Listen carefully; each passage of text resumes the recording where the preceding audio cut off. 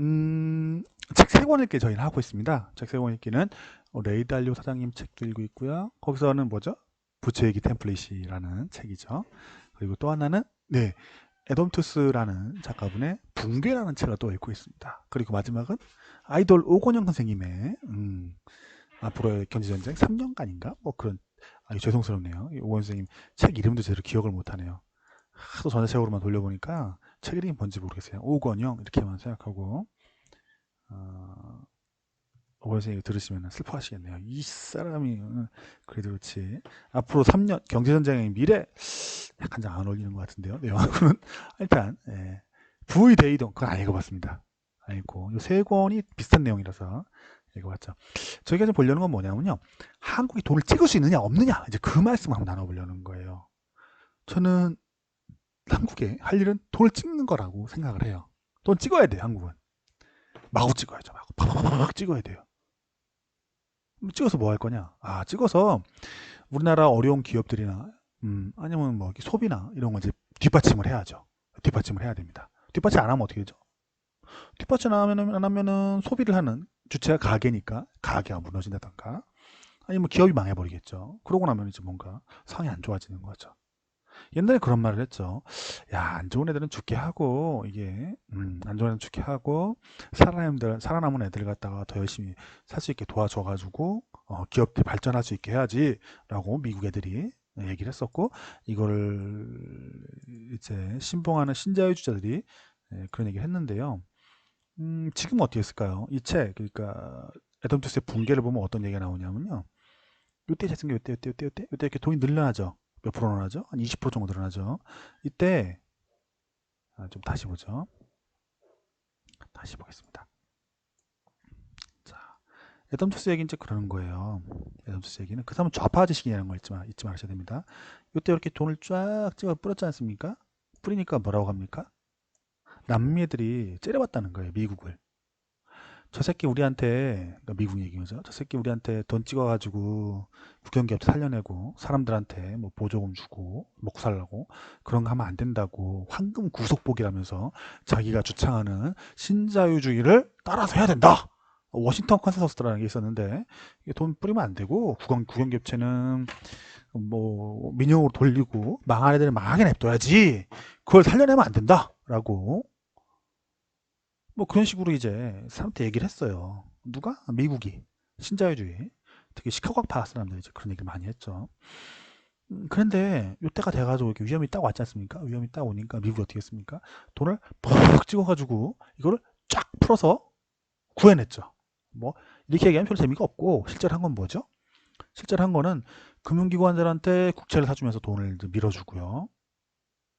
AIG라는 보험사를 아예 인수를 해버리고 그쵸? 그리고 GM하고 뭐 제너럴 모터스 이런 데다가 돈을 갖다 퍼붓기 시작을 합니다. 안 망하도록. 뭐 그래서 어떻게 된 거냐? 이게 돈 찍어갖고 살려낸 거예요. 그냥 돈 찍어가지고.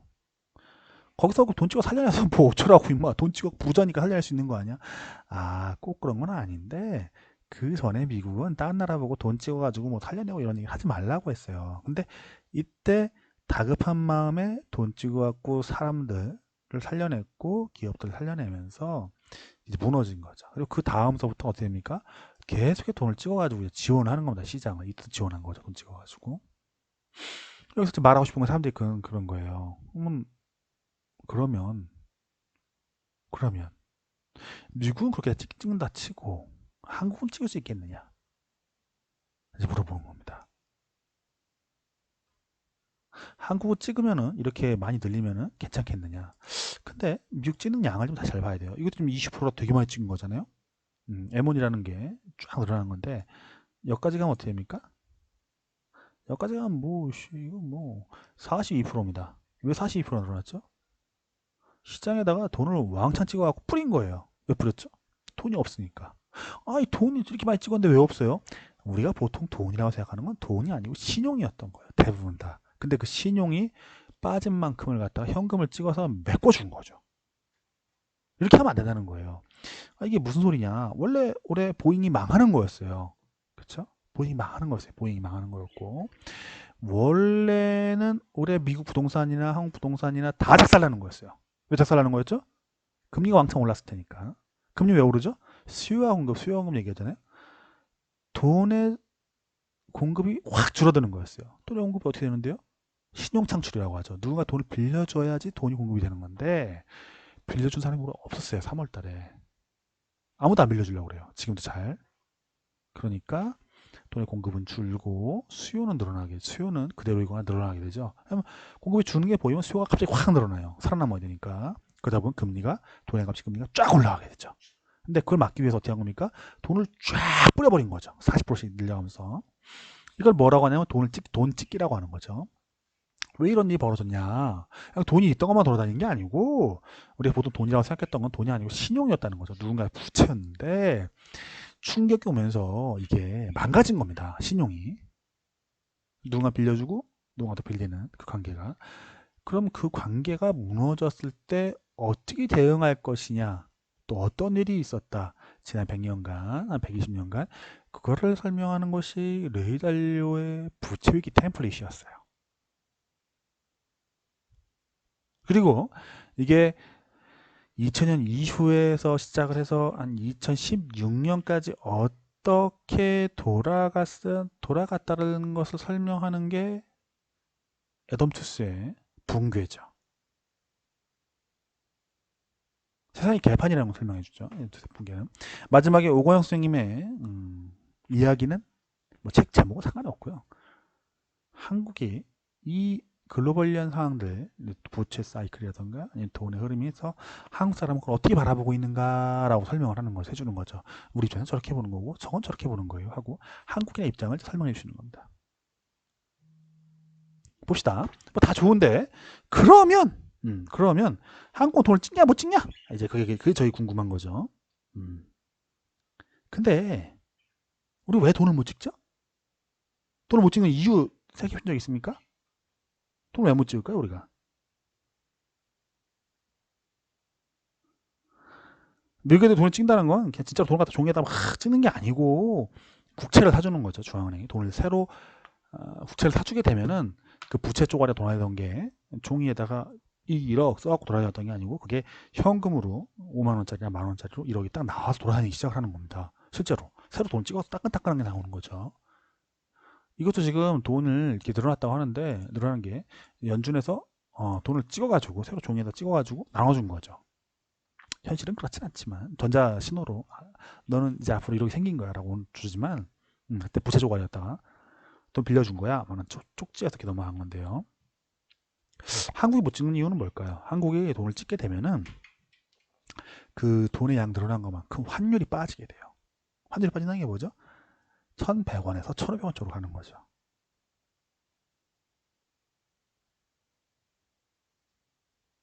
이해되십니까? 우리의 모가지를 짊어지고 있는 건 뭐예요? 환율이었어요. 근데 환율이 지금 빠집니까? 안 빠지죠. 오히려 세지죠. 1100원 쪽으로 가서 1000원까지 간다는 얘기가 나와요. 그럼 뭐죠? 우린 돈을 안 찍고 미국에다 돈을 막 찍어야 되니까 우리 환율이 세지는 거예요. 금융위기 상황에서는 원래 이걸 팔아치우고 돈이 빠져나가면서 환율이 약세가 일어나고 우리가 망가지는 건데 지금은 미국에서 왕창 찍어야 되니까 한국은 환율이 빠지긴 거의 오히려 세지고 있는 거죠. 그럼 우리가 찍을 수 있느냐? 찍을 수 있어요. 사주면 돼요. 그럼 빚 지는 거 아니야? 뭐 지는 거죠. 누구한테 빚을 지는 거죠? 한국은행한테 지는 거죠. 어머! 저희 집에 있는 옆에 있는 새가 깜짝 놀래가지고 푸석거리고 있습니다.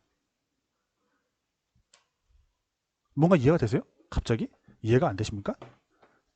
우리가 빚을 져요. 빚을 지는데 나라가 한국은행한테 빚을 져요. 그게 말이 됩니까?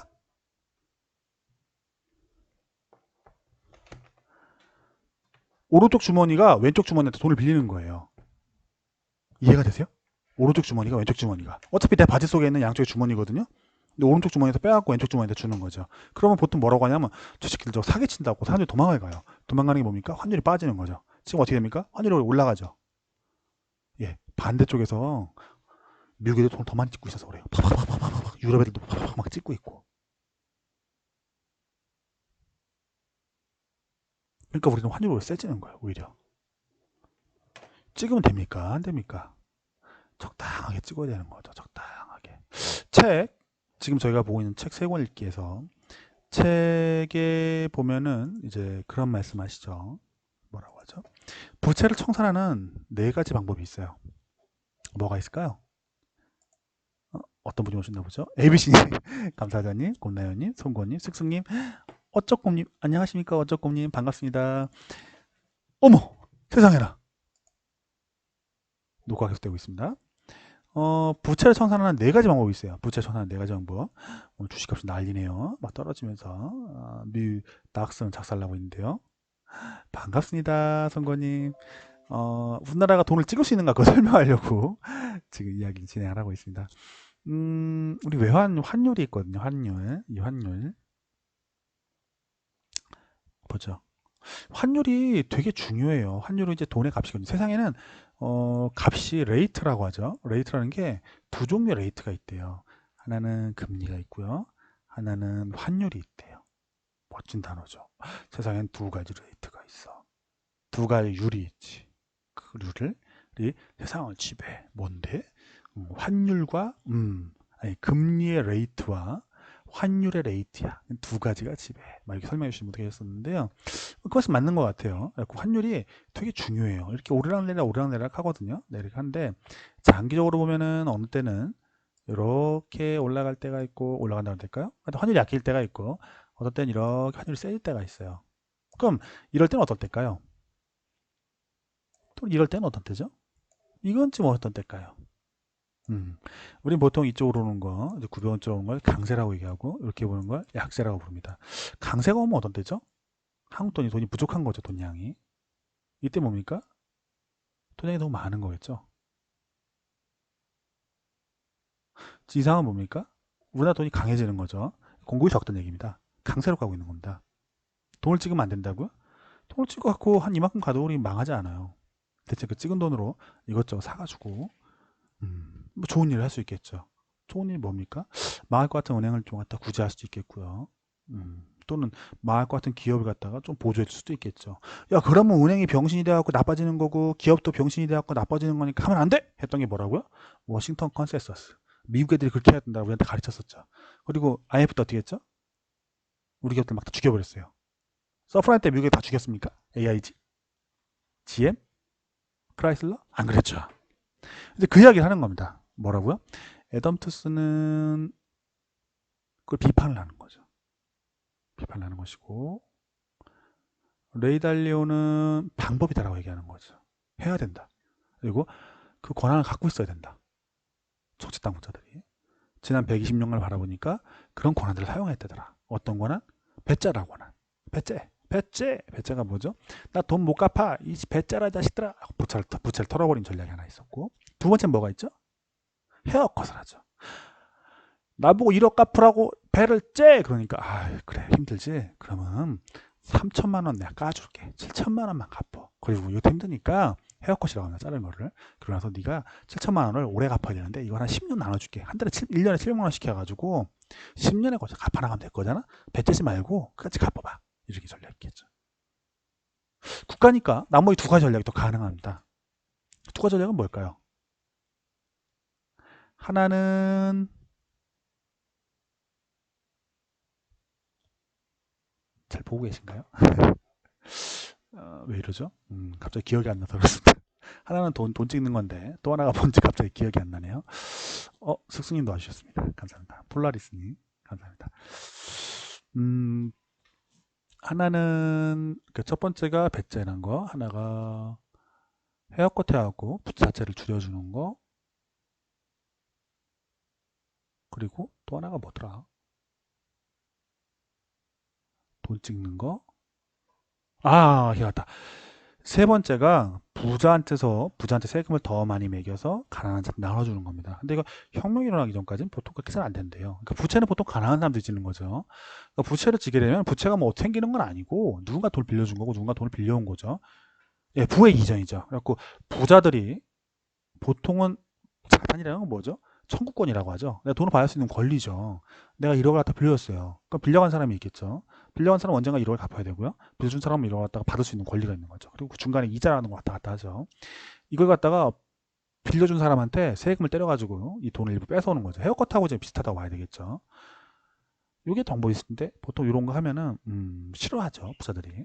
마지막이 뭡니까? 돈 찍는 겁니다. 그러니까 돈을 찍어가지고 그 찍은 돈으로 다 막아주는 거죠. 부도난 채권도 이제 없애주고 은행들이 보통 이제 부도난을 들고 있으니까 없애주고 부도난 기업들 것들 그 저희로 치면은 주산중국 같은 거 부도나려고 하니까 나라에서 돈 주고 아니면 보증 서주고 그래가지고 주산중국을 분할을 시켜서 쓸만한 건 팔아먹고 좀 상태가 애매한 것들한테는 보조금 줘가지고 살려내고 뭐 이런 거죠. 돈 찍어갖고 하는 겁니다. 나라 예산 충분하지 않으니까 돈을 찍는다는 게 어려운 건 아니고 국가가 국채를 발행을 하고 그 국채를 연준이 사주면 됩니다. 또는 한국은행이 사주면 됩니다. 그럼 그게 뭡니까? 그걸 보고 돈을 찍는다는 거예요. 없는 돈을 갖다가. 근데 여기서 문제는 뭐냐면 이렇게 돈을 찍게 되면 보통 환율이 약화가 일어나요. 왜죠? 다른 나라 돈을 안 찍으니까 안 찍는데 우리만 돈을 찍으면은 우리 돈이 약세가 돼요. 그래서 어떤 일이 벌어져요? 돈이 빠져나가요. 딴 나라로 도망을 가거든요. 근데 반대로 우리는 겁먹고 안 찍고 있는데 외국 애들이 막 찍으면 어떻게 됩니까? 우리 돈이 강세가 되겠죠. 우리 돈이 지금 어떻습니까? 강세가 되는 겁니다. 그럼 우리 찍어야 될까요? 찍을 수 있습니다. 언제까지? 물가가 안 오르고 환율이 약해지지 않을 때까지. 네. 물가가 어느 정도 안 되는 상황에서 환율이 오르지 않을 때까지 돈을 찍을 수 있다고 저는 생각을 합니다. 네, 저는. 환율하고 이제 물가하고 같이 움직이죠. 돈을 많이 찍으면 두 가지 현상이 같이 일어나거든요. 물가도 오르고, 환율도 약세를 띄어갖고, 한 2,000원 쪽으로 갔고요.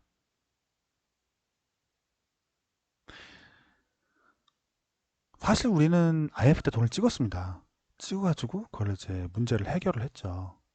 말은 안 하는데, 우리나라는 자산관리공사라는 회사가 있었고요. 그 자산관리공사가 GDP의 3%인가 4%인가 5%인가 그 정도 양의 그 당시에 있던 그 부실채권을 다 사들였어요. 사들인 게 뭐죠? 그게 뭐 돈이 있나요? 돈 없죠. 나라에서 돈을 찍어갖고 주지는 못했어요. 근데 주지 못했는데 우회의 방법을 사용했죠. 뭐냐면은 보증을 썼어요. 자산관리공사에서 발행하는 채권에 대하여 지급보증인가요? 서가지고 국가의 신용으로 돈을 빌린 거죠. 국채는 국가 부채는 들어가진 않았어요. 근데 실제로는 이제 돈을 동원한 거죠. 나라에서 동원해서 그걸로 나쁜 부채를 사줘가지고 없애버렸는데 이거는 돈을 찍은 거라 진배 없어요. 부채를 발행한 거나 똑같이. 한국은행 사줬는지 안 사줬는지 잘 모르겠는데 보통 사주는 걸로 해가지고 정리하는 게 제일 안전하다고 레이달리 화장은 얘기를 합니다. 그래서 레 회장은 그럽니다. 결국은 돈 찍어서 니네 해결할 거야. 돈 찍어서 해결하는데 많이 찍으면 물가가 올라간다고 얘기하지만 적당하게 찍으면 물가가 안 올라간다는 거예요. 지금 물가가 지금 2%가 안 되죠. 그러니까 지금 올려야 돼요. 안 올리면 어떻게 됩니까? 추악한 디레버리징이 나타날 수 있어요. 그 뭡니까? 경기 안 좋은 상황 속에서 부채가 같이 줄어드는 거죠. 끔찍한 얘기입니다. 경기가 좋은 상황 속에서 부채가 늘어나지 않고 줄어들지 않고 대충 들어가는 걸 보고 아름다운 디레버리징이라고 부르는 거죠. 견딜 수 있을 정도 선에서 이제 GDP 대비 또 아니면 소득 대비 부채 비율이 줄어드는 건 아름다운 디레버리징이라고 합니다. 아, 그럼 그런 게 어디 있어? 우린 본 적도 없는데 라고 말씀하실 수 있는데 이렇게 생각하시면 됩니다. 어떤 때죠? 두 번의 경우를 봅시다. 둘 다 부채가 늘어났는데요. 뭐냐면 1990년까지, 그러니까 1985년부터 90년까지 어떻게 했어요? 부채가 많이 늘어났어요. 한국도. 왜죠? 집값이 폭발을 했거든요. 주식값이 폭발을 하고 막 올라갔어요. 올라간 거지 뭐 이렇게 생각하시는데 올라가면 내려옵니까 안 내려옵니까? 내려옵니다. 내려오는데 이때 사람들이 내려왔다고 충격을 받아갖고 막 주구장살동했다는 기억이 별로 없어요. 왜 그럴까요? 아름다운 딜레버리징을 했어요. 어떻게 아름다운 딜레버리징을 했죠? 집값이 실질 가격으로는 빠졌는데 명목으로는 안 빠졌어요. 주가가 실질로는 박살이 났거든요. 근데 명목으로는 내려오질 않았어요. 뭐죠? 짜장면 값이 한 해에 10%씩 오르는데 집값이 안 오르는 겁니다. 짜장면 값이 한 해에 10%씩 오르는데 주식값이 하나도 안 오르는 거예요. 왜죠? 너무 비쌌으니까. 사람들이 슬퍼합니까? 안 슬퍼합니까? 사람들이 힘듭니까? 안 힘듭니까? 안 힘듭니다. 견딜만 한 겁니다. 그럼 추악한 디레버리징은 뭐죠? 쉽게 생각해서 서프라임 모기 사태 때 끝나고 나서 서울집값 빠졌다고 생각해 보세요. 부채가 막 쌓여 있었거든요. 쌓여 있었는데 이거 어떻게 털게 털어야 돼요. 털게 털어지게 돼요. 그러니까 우리 이 책 세 권에서 그런 거죠. 결국은 부채는 턴다. 한번 어떻게든 털 거야. 터는데 터는데 터는데 터는데 어떻게 털 거냐? 추악하게 아니면 뷰티풀하게? 뷰티풀하게 턴 거는 1990년대 한국의 모습, 추악하게 턴 거는 2010년대 한국의 모습 이렇게 보시면 되겠습니다. 추악하죠. 집값이 쭉쭉 빠지고 서울 지역 얘기입니다. 추악한 디레버리징이죠. 흉한. 네, 그러면서 GDP 대비 부채 비율 뭐 이런 거 조정이 되기 시작을 했죠. 네, 그러면 너무 힘들다는 겁니다. 사람들이. 짜장면값이 빠질 때 빠지죠. 경기가 안 좋으니까. 그때 집값이 같이 빠져버리는 거예요. 짜장면값이 올라가지고 그 비율이 유지되는 게 아니고. 예전 수준이 이러죠. 여기서 만약에 그 돈을 지급을 해가지고 2000년은 1990년이라고 봅시다. 그러니까 보통은 1990년에 만약에 무너진다, 08년에 무너진다 할 때 그때 보통 금융기관이 무너지면 금융기관을 살리러 정부가 출동을 한다는 겁니다. 망하면은 부채 전부 다 청산을 하면서 난장판이 나니까요. 특히 뭐 IMF 바로 직후의 모습 이런 거죠. 구하러 갔는데 성적으로 구했다. 구하고 나면 어떤 일이 벌어지냐면 막 치고받고 싸운다는 겁니다. 쟤들 왜 구해줬냐고. 가난하고 힘든 사람들은 열심히 일한 저 노동자인데 쟤들은 수십억 수백억씩 받고 쟤들이 사고를 다 일으켰는데 쟤들 왜 구하냐고. 쟤들 구해주면 안 되고 쟤들 벌을 줘야 된다고. 벌 주면 어떤 일이 벌어집니까? 은행이 다 무너지고 은행이 일을 안 하면서 더욱더 많은 부도가 일어나게 되죠. 그래갖고 뭐라고 하냐면 이제 책에서는 그렇게 하는 거죠. 살려내야 된다. 네. 속상하겠지만 금융기관들을 살려내야 되고 투기자들을 살려내야 된다. 어떻게? 아름다운 디레버리징으로 망하지 않게 잘 구해내고 가야 된다. 흉악한 디레버리징이 어떻게 되죠? 일본식인 거죠. 한국도 실질주택 가격은 빠졌는데 1990년 일본도 실질주택 가격이 빠졌는데 그게 눈으로 다 보였죠. 왜? 물가가 안 올라갔으니까. 명목성장이 안 나왔다는 얘기인 거예요. 실질 성장은 안 나오더라도 명목성장, 물가를 등에 업고서 성장이 나타나는 것처럼 보여야 되는데 그게 안 나타난 거죠. 부채 비율을 줄이질 못한 거죠.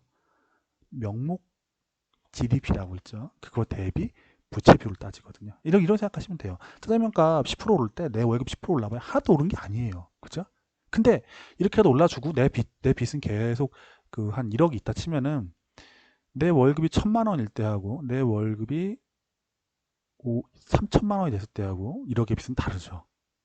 짜장면 값이 3배가 올랐으면 똑같은 건데 실제로 이제 실질 소득은 근데 이렇게 내 월급이 1,000만 원에서 2천만 3천만 원 되면은 1억 빚이 그대로 존재하더라도 어려운 게 없는 겁니다. 그냥 물가 오른 것만큼만 올라가더라도 물가 오른 게 물가가 이제 이렇게 올라가갖고 비율로 따져가지고 어려움을 겪게 되거든요. 금리는 잡아줘야 되겠죠 정부에서.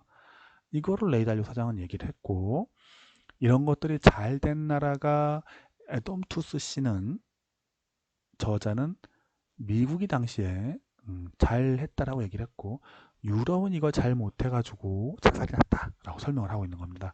정치가 같이 엮이면서 더욱더 문제가 꼬여가지고 이걸 진행을 못했다라고 설명을 하고 있는 거죠. 그리고 맨 마지막에 뭐라고요? 포퓰리즘이 등장을 하고 그 포퓰리즘의 끝판이 트럼프다. 사람들이 원하는 대로 해주는 거예요. 그렇지만 사람들이 원하는 것과 전체적으로 그 뭐랄까 공동체에 좋은 거는 공동체에 일이 되는 건 다른 거죠. 자, 이야기가 좀 많이 벗어나는데요. 한국이 돈을 찍으려면 전제 조건이 있죠. 돈 찍으려면 물가가 안 올라야 되고 돈 찍은 양에 비해서도 그것도 뭡니까? 환율이 약해지면 안 됩니다. 환율이 막 튀어 올라가면 돈을 못 찍습니다. 뭡니까? 한꺼번에 딴 데서 같이 돈을 찍어줘야 돼요. 자, 이런 얘기를 하죠. 오건 팀장님의 저 가장 멋진 말씀 뭐죠? 아, 위안화 강세가 나왔으면 좋겠어요. 이 말씀 하시잖아요. 위안화 강세가 나오면은 한국 원화도 강세가 나오게 돼요. 뭐 그래서 어쩌라고?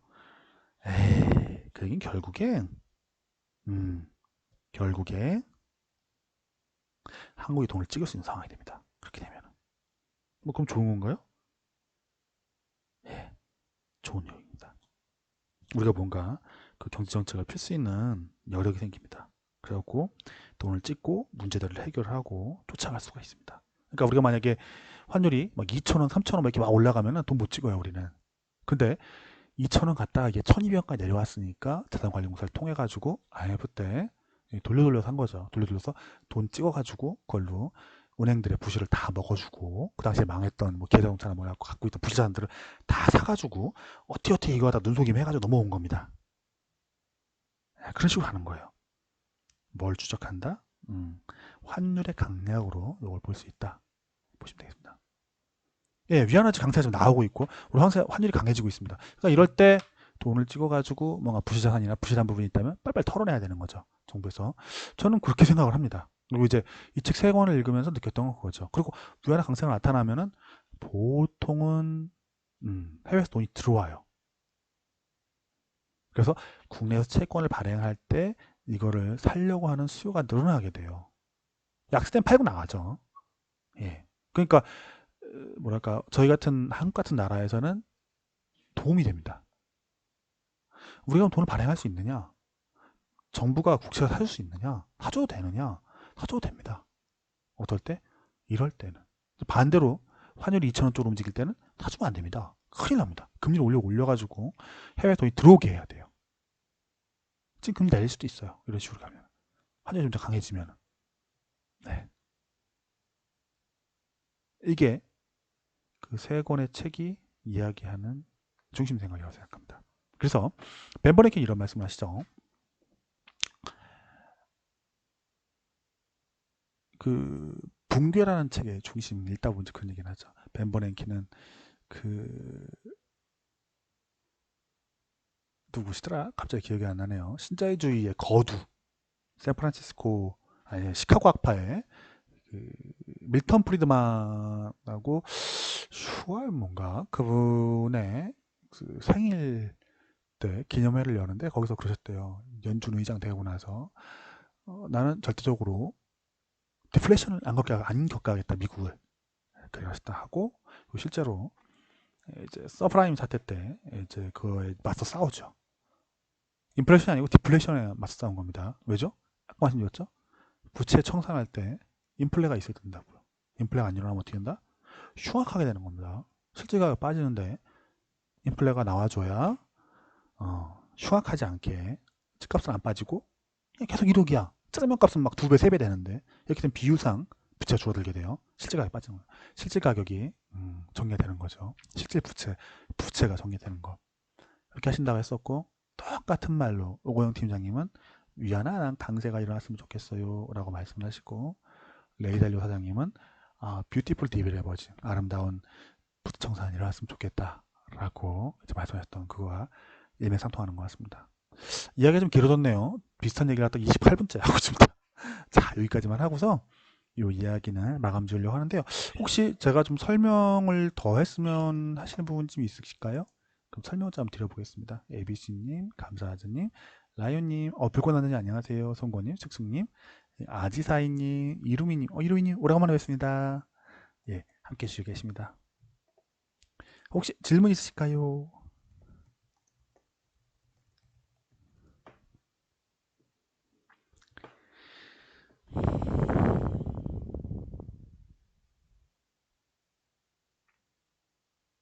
안녕하세요. 오래간만에 뵙습니다. 불꽃남자님.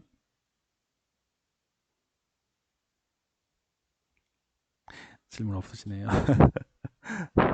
그러면은 오늘 요거 방송은 여기서 마감 짓도록 하겠습니다. 전 한국 돈 찍을 수 있다고 봅니다. 이거 찍었어요, 사실은. 예, 눈에 보이게 안 보이게 찍어서 저희가 옛날 한참 할 때 하이닉스도 지원했고요. 이번에 조선소도 지원했어요. 돈 찍어가지고. 그리고 이제 오늘 정크본드 매입 펀드를 조성했었죠. 그때 역시 돈 찍은 겁니다. 한국은행에서 직접 출자하는 걸로 할 때 있었죠. 국채도 사줍니다, 지금 일부 제가 알기로는. 그러니까 돈 찍는 겁니다, 그게. 다음에요? 다음에 예 말씀하시죠. 다음에 책 세 권에 내용이 정말 정말 많아요. 많은데 한 세 번째 들으니까 좀 들리는 것 같아요. 한 네 번 들으면 좀 더 잘 들리려나요? 자전거 타면서 들으니까 제일 잘 들리는 것 같아요. 운전하면서도 잘 안 들리더라고요. 자전거는 6시간씩 타면서 이렇게 몇 회 들어봤거든요. 그랬더니 그런가 하는 생각이 들더라고요. 확실히 좀 많이 듣는 게 중요한 것 같아요. 내용이 방대하다 보니까. 근데 결국은 그 내용이거든요. 왜냐면 똑같은 시대를 놓고서 오른쪽에서 볼까, 왼쪽에서 볼까, 위에서 볼까, 아래에서 볼까 그 얘기거든요.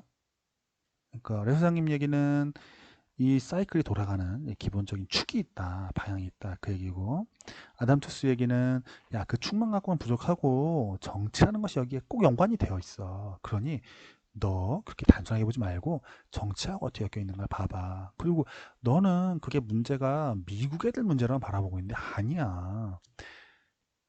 서프라임 사태라고 부르지만 서프라임이 중요한 건 맞는데 예, 그렇습니까? 맞습니다. TV로 보니까 소리도 크게 나요. 그렇군요.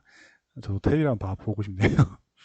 서프라임 사태라고 말하지만 아니고 실제로는 북대서양을 중심으로 한 그 서구권, 그러니까 미국과 영국과 유럽 전체 금융이 엮여 있었어.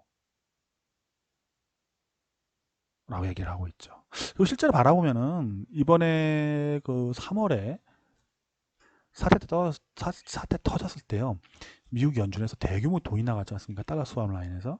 나갈 때 누가 돈을 제일 많이 빌려갔냐면은 유럽 중앙에 빌려갔고요. 1등이. 2등이 일본 중앙에 또 빌려갔어요.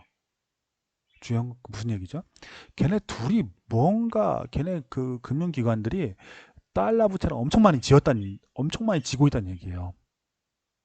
이 돈이 미국에서 나간 돈이 아니에요. 아니요, 상관은 없어요. 왜죠? 유로 달러 시장이라고 영국에 있는 그 금융 시장에서 달러를 돌리거든요. 전 세계적으로 돌려서 달러로 부채를 주고받아요. 뭐 주고받는 게 별게 아니에요. 현대중공업에 누군가가 배를 갖다 주문한단 말입니다. 1억 달러. 그러면 이걸 배로 주문하면서 사인을 하잖아요. 사인을 하면 거기 1억 달러짜리 부채가 생겨요. 영국은행에서 돈을 갖다가 이제 지급을 해주죠. 순차적으로 지급해 주는데 현대중공업에다가 다 주는 게 아니고, 그럼 그 처음에 배출만 회사가 그 영국은행한테 장기 보통 대출을 받아요. 왜냐면 이제 배라는 게 뭐 1,000억짜리, 2,000억짜리 사가지고 이게 현금을 그렇게 갖고 있는 사람 아무도 없거든요. 대출을 받아가지고 이 선박금융이라고 하죠. 이거 갖고 30년 동안 운영을 하면서 천천히 갚아나가고 막 그런 식으로 되어 있거든요. 그런 식으로 부채가 생기는데 이때 모든 부채, 현대중공업은 달러로 받아요. 기본적으로. 그 영국에서 그 돈이 와요. 영국 시티라는 곳에서. 왜 영국 시티에서 오느냐? 거기에 돈이 많아요. 돈이 왜 많죠? 기름값이 거기 모여 있어요. 왜 기름값이 모였죠? 중동 애들이 미국에다 못 갖다 놓고 영국에다 갖다 놨어요. 러시아 애들도 러시아는 기름 파는 나라인데 기름 파라고 거기다 갖다 놨어요.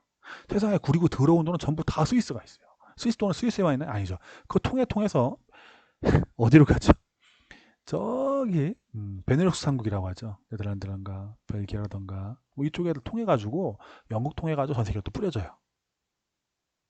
우리나라 재벌들 돈 어디 가 있어요? 스위스에 숨겨놨죠. 그 돈 어디로 합니까? 중국 재벌들 돈 어떻게 돼요? 스위스에 숨겨놨죠. 그 돈이 스위스 통해서 영국으로 직접 아니면은 뭐 벨기에나 이런 데 통해 가지고 여기 조세피난처럼 통해 가지고 결국 영국으로 가요. 그리고 거기서 다시 또 전 세계로 공급이 돼요. 그걸 유로 달러 시장이라고 불러요.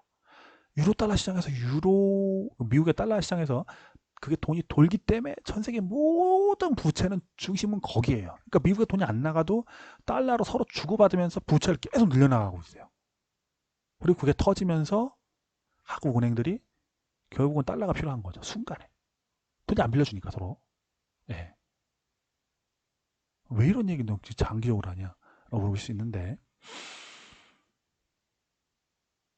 우리 돈 찍을 수 있다는 걸 얘기하고 싶어서 그런 거예요. 그리고 돈을 찍어서 결국은 해결해야 된다는 거. 그리고 지금 IMF 때도 서프라임 때도 보통 그렇게 비슷하게 왔고, 여기서 진짜 중요한 건 뭐죠? 앞에 막 쫙 얘기했잖아요. 뭐 유로 달러 시장에 막 저기 얘기했죠. 돈 찍는데 첫 번째 요소가 뭐죠? 돈을 찍으려면 기본적으로 환율이 문제가 안 돼야 돼요. 부양책을 쓰고 싶어도 환율이 문제가 안 돼야 돼요. 오영 팀장님 말씀으로 하면 이렇게 말씀하셨어요.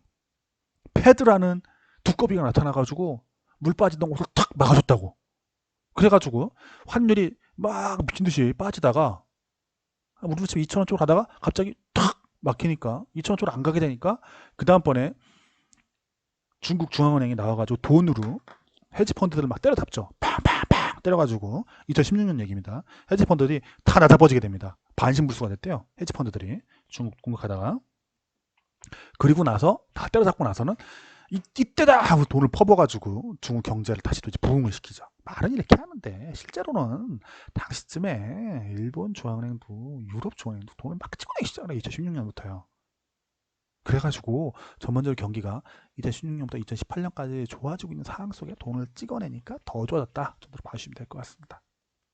어쨌든 환이 좀 안정화되어야지 돈을 퍼부을 수가 있습니다. 그리고 지금 어떻습니까? 우리는 환이 안정화되어 있습니다. 중국도 환이 안정화가 되어 있죠. 그래서 뭘 할 수 있다? 아, 경기 부양을 돈을 찍어서 뿌릴 수 있다. 라고 봐주시면 좋겠습니다. 이 이야기를 지금 거의 1시간째 떠들고 있네요. 아이고, 사람이 늘었습니다. 오히려. 아싸부사님도 들어와 주셨네요. 아지사이님, 이루미님, 진지님, 코코아빠님도 함께 해주시고 계십니다. 자, 이야기가 좀 길어졌는데요. 벌써 1시간 36분째 떠들고 있습니다. 표 하나 놓고 똑같은 얘기 오래 하죠. 그래서 보통 이렇게 내려올 때는 우리나라 주가가 좀 올라가고 이때는 이렇게 올라가서 주가도 같이 올라갔습니다. 괜찮았죠. 이제 위기 끝나고 나서 주가 올라가는 추세였으니까. 근데 대체적으로 이렇게 내려올 때 주가가 좀 많이 올라가는 경향이 있습니다. 좀 올라갈까요? 그랬으면 좋겠습니다. 그럴 가능성 높을 것 같고요. 위기가 좀 지나갔다고 저는 보기 때문에 그렇습니다. 이런 부분. 예. 그래서 우리 좀 뭐랄까 대응할 수 있는 여력의 폭이 많이 넓어졌다. 뭐 이렇게 봐주셨으면 좋겠습니다. 자, 혹시 질문 있으실까요? 책 3권 읽고 참 많이 얘기하죠. 10권 읽으면은 뭐 신이 된 것처럼 얘기하겠다 뭐 이럴 수 있겠네요. 자, 그럼 여기서 녹화를 멈춰 보겠습니다.